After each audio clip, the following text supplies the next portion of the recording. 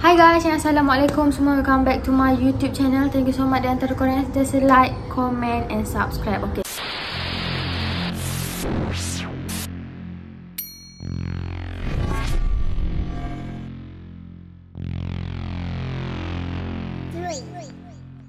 At Alicia side. So, hari ni Bru nak buat satu video dengan korang, di mana video ni agak viral dekat TikTok dan juga dekat Facebook tau. Dia bukan video tapi macam satu gambar, which is Putri bila tengok gambar ni, Putri rasa macam dia jumpa benda ni dekat air terjun tau. And macam Putri terpanggil untuk buat video ni sebab Putri tengok banyak sangat yang orang terkena dengan benda-benda macam ni. So apa benda ni? Sebenarnya nama benda ni adalah sihir kunci rahim. Okay, yang ni korang tengok ada pin, lepas tu bawang. And kalau korang nampak macam dia jumpa benda ni dekat tepi sungai ataupun longkang macam tu kan.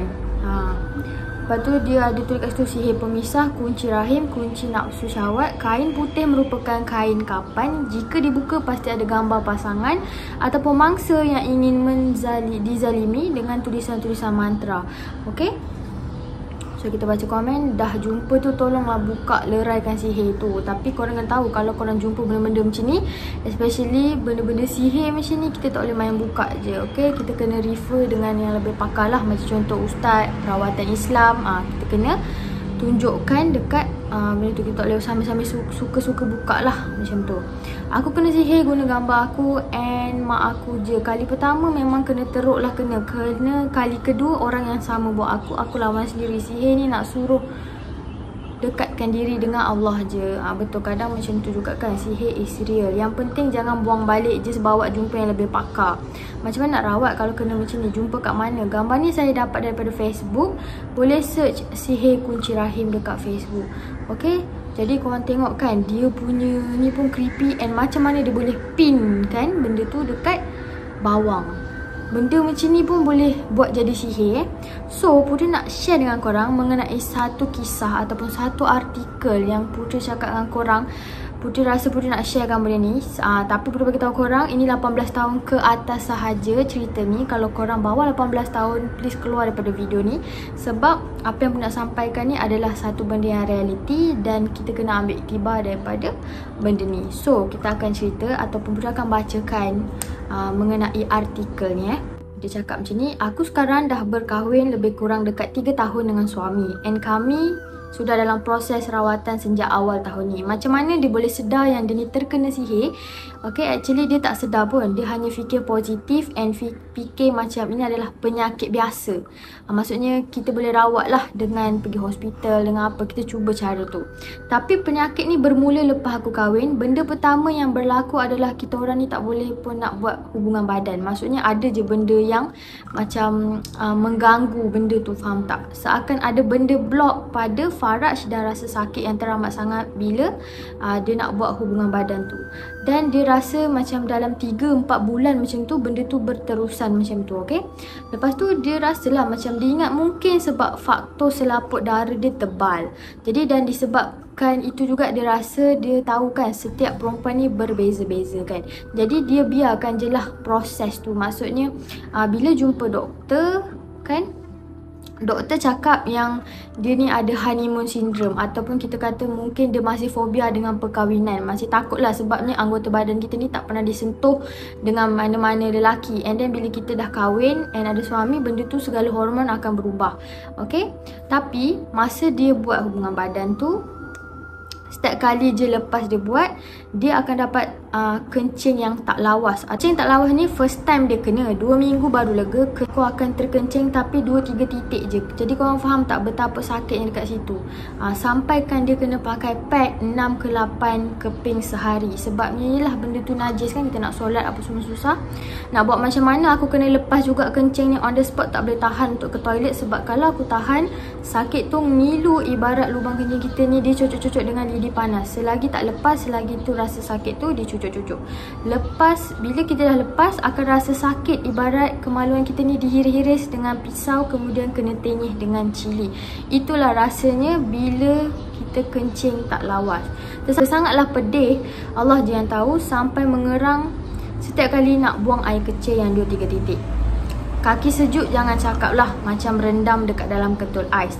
Memang badan menggeletar bila kencing tak lawas ni. Memang rasa nak demam, kena selimut sampai kepala.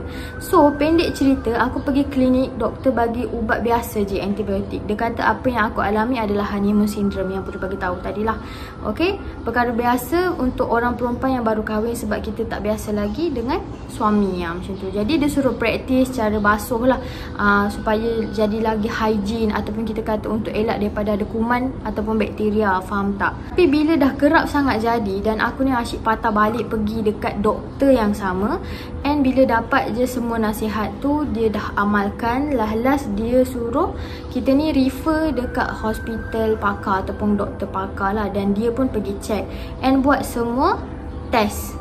Test yang nak katalah betul ke penyakit apa. Tapi bila check, hanya cakap ada jangkitan kuman sahaja, ataupun hanya ada kita kata kuman tu kena makan antibiotik. Itu je daripada apa doktor cakap.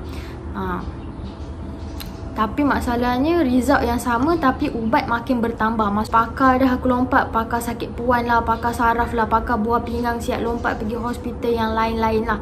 Last kali doktor tu sendiri suruh aku try alternatif lain, minum pati cherry ke apa ke supaya dia tak makan ubat. Sebabnya benda ni kan makan ubat pada masa yang lama, kita long term badan kita pun makin lama tak boleh terima dengan ubat tu kan. Last kali doktor tu suruh amalkan yang makan pati tu, tapi lama-lama tak ada efek. Last dia tahan je sakit kencing tak lawas tu dan guna je kekuatan diri sendiri. Okay, dia macam tahan sakit sampailah kencing tak lawas tu hilang. Sekejap ada, sekejap tak ada, sekejap rasa, sekejap tak. Doa dan tawakal je, sebab nak solat pun susah, nak baca Quran, nak buat ibadat, sebab badan kita sentiasa dalam keadaan najis. Pakai pad kencing selalu. Dan aku perasan kencing tak lawas ni akan berlaku paling teruk bila nak dekat asar sampailah tengah malam sebelum tidur. Jadi itu yang dirasakan bila macam dah nak masuk waktu asar. Kita tahu kan dah semakin malam, okay, benda tu makin aktif lah. Tapi lama-lama timing dia tu berubah sampai ke tahap paling teruk sekali, dari celik mata sampailah tidur balik. Aku sampaikan takut nak bersetubuh dengan suami, sebabnya dia memang akan rasa sakit tu sampailah 2 minggu. Dah lah masa tu memang dah rasa sakit, and then tambahlah lagi 2 minggu lepas tu. Mesti korang tertanya-tanya kenapa dia tak pergi berubat kampung. Dia ada pergi, dan ada pergi dekat seorang ustazah ni untuk dapatkan rawatan ruqyah, tapi dia cakap aku tak ada apa-apa gangguan. Suami aku je ada gangguan, mungkin terkena masa pergi mana-mana, benda tu menyinggah dia kata. Lepas tu aku tak pergi dah lah, buat rawatan macam biasa yang mandi daun bidara. Lepas tu masih jadi juga. Disebabkan kita ni duk ingat penyakit klinikal dan rasa macam tak ada gangguan, kita orang pun pergilah dekat homeopati. Dekat situlah first time bila doktor check, dia dapat rasa yang aku ada gangguan tapi dia tak mampu nak rawat lah. Jadi doktor ni suruh aku pergi dapat rawatan Islam, tapi kami tak pergi sebab sibuk dengan kerja. Dan parent in law pun tak percaya yang kami ada gangguan. Diorang ni duk suruh pergi dapatkan rawatan klinikal je. Jadi memang terbatas lah kat situ, okay. Tapi memang pun selalu kalau kita kata ada gangguan ni, memang benda tu akan buat macam-macam bagi usaha kita nak dapatkan rawatan Islam tu tak jadi. Sebagai contoh, tiba-tiba sihat lah, dia skip lah sekejap-sekejap, kencing tak lawas lah, kadang-kadang okey pula, macam tu. Jadi dia ingat macam dia pun dah sihat, tapi rupa-rupanya tak. Jin setan tu dia acah-acah je kat situ. Okey, tapi lama-lama aku dengan suami ni asyik bergaduh tanpa punca. Kita orang kerja sendiri, ada kedai. Setiap kali keluar je daripada pintu rumah nak pergi kerja, kita orang ni akan bergaduh. Tak ada punca, dua-dua akan mudi and bertekak sepanjang hari. Kita orang sedar benda tu dan akan asyik minta maaf lepas tu. Tapi kalau kat rumah tak bergaduh pun, bila buka slot pesona, Ustaz Amin dekat tu, mesti kita orang akan cakap, tengok tu kita kena pergi check ni, asyik nak gaduh tak bersebab. Okay, sampailah satu hari mak mertua aku ni tolong pergi dekat seorang ustaz ni buatkan air penawar dengan daun herba untuk hilangkan kencing tak lawas. Aku minum tapi tak jadi apa. Last sekali mak mertua bawa aku sekali, kat situlah pertama kali aku dapat tahu yang aku terkena sihir kunci. Jadi kita pendekkan cerita, dah beberapa perawat aku pergi, ada yang kata aku ni ada gangguan, ada cakap aku tak ada apa-apa gangguan, mungkin terhijab kot. Sebab kawan aku yang biasa kena sihir memang ada cerita dulu dia ada perawat yang terhijab, tak nampak gangguan dalam diri dia. Tapi untuk perawat yang cakap aku ada gangguan tu, semuanya cakap aku kena sihir kunci. Bagi yang nak tahu, okay, sihir kunci ni korang boleh dah google. Tapi beware sebab korang akan rasa seram dan tak selesa baca tu. Lagi-lagi yang tunjuk sekali gambar perantaraan sihir tu. Okay, kita sambung balik. Sampailah aku pergi dekat seorang perawat ni. Setelah diruqyah, dia bagi tahu aku ni disihir kunci yang dikenakan atas aku ni sangatlah berat. Penyihir aku ni gunakan kaedah patung macam patung wudu, guna bomoh siam. Dekat patung tu rahim aku kena kunci ibarat kunci mangga supaya tidak mengandung. Faraj aku kena tusuk buluh sebab tu rasa macam kena blok. Dia rasa berat lah kan. Peha aku pun kena kunci ikat supaya tak boleh regang. Leher aku kena jerut dengan tali tangsi, kemudian dijahit dekat atas kepala. Sepanjang muka aku dan ada mata kail cakuk dekat muka kiri dan kanan. Lupa nak cerita, setahun sebelum aku jumpa perawat, dalam tempoh aku kencing tak lawas, satu pagi tu aku bangun dan rasa macam tercekik. Rasa macam terlekat biji buah. Telan je benda tu gerak tapi tak turun. Cuba muntah pun tak keluar. Bila pegang dekat tengkuk, boleh rasa kita ni tengah grip benda tu. Risau juga, takut kanser ke apa. Pergi cek pakar tapi bila masuk kamera apa semua tak ada apa, doktor tak dapat detect. Dia kata mungkin stres apa, jadi benda tu tak hilang lah. Sampailah berjela-jela lah air liur dia sebabnya menahan rasa sakit dekat anak tekak tu. Okay, benda tu akan rasa lagi sakit bila kita baca Quran. Makin menjadi-jadi bila terlekat. Dan jerut-jerut leher, jahit-jahit mata kahil tu tujuan dia supaya aku tak boleh makan, muka bau busuk dan nampak hodoh di mata suami. Dan memang suami aku cakap dia ada bau sebelum ni, cuma tak bagi tahu aku sebab takut aku terasa. Dada ataupun payudara dia pun rasa macam kena tikam dengan pisau. Sebab dekat patung tu memang ada. Perawat tu kata kalau biar lama boleh jadi kanser payudara. Sebab tu aku rasa sakit berdenyut dekat dada sebelum ni. Suami aku pula disihir supaya ada masalah dengan keluarga aku, supaya diorang ni tak ngam. Tapi Alhamdulillah Allah gerakkan juga untuk bertemu dengan perawat. Memang ambil masa yang lama untuk sembuh sebab badan memang kena sangat-sangat teruk. Okay, sekarang ni dah hampir 10 tahun sejak aku buat rawatan. Hampir hilang dah semua rasa sakit. Tekak pun tak rasa tercekik, dada pun tak sakit.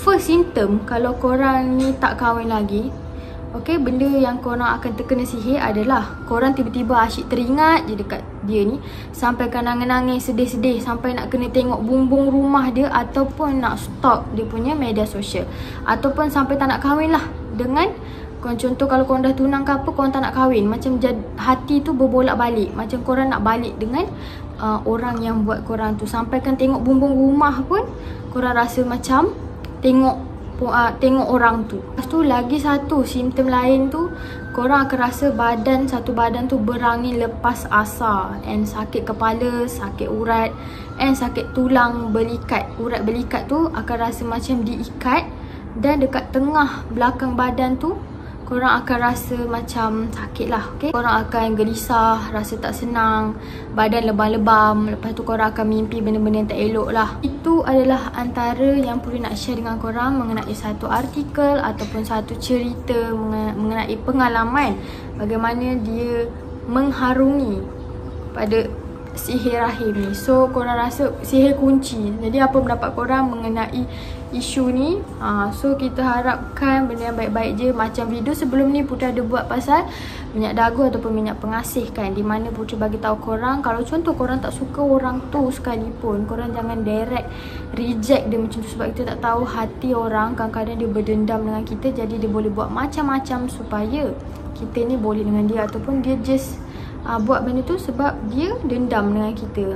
Bukan sebab dia suka kita pun. Mula asalnya dia suka kita, tapi lama-lama benda tu jadi satu kemarahan dan satu kebencian. Faham tak? So korang komen dekat bawah mengenai isu kali ni. Jangan lupa like, comment and subscribe, and tekan bell notification dekat bawah. Kalau ada info dan benda-benda yang terbaru dan menarik, Putri akan share dan upload dekat video Putri. So korang thank you so much. Bye bye and assalamualaikum. Jaga diri semua. Okay, bye bye.